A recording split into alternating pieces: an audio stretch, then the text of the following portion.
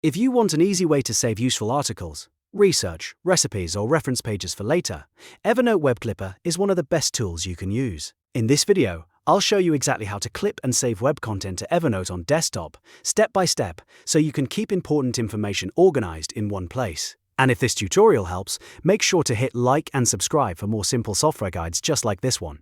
First, open the browser you normally use, whether that's Chrome, Safari, Firefox, or Edge, and go to the browser's extension or add-on store. In the search bar, type Evernote Web Clipper. When you find it, install the extension and add it to your browser. Once it's installed, you should see the green Evernote elephant icon in your toolbar. If you don't see it right away, you may need to pin the extension so it stays visible. Next, click that Evernote icon and log into your Evernote account. This step connects the clipper to your notebooks, so it can save content directly into your account.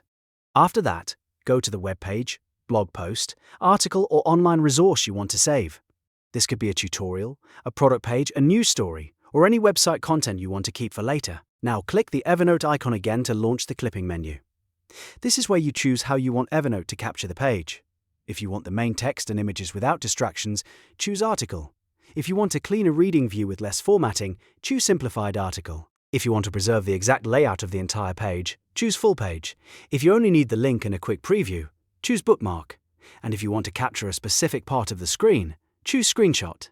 Screenshot is especially useful when you only want one section of a page, like a recipe ingredient list, a chart, or a highlighted quote. Once you've selected the clip type, take a moment to review the preview and make sure it captured the right content.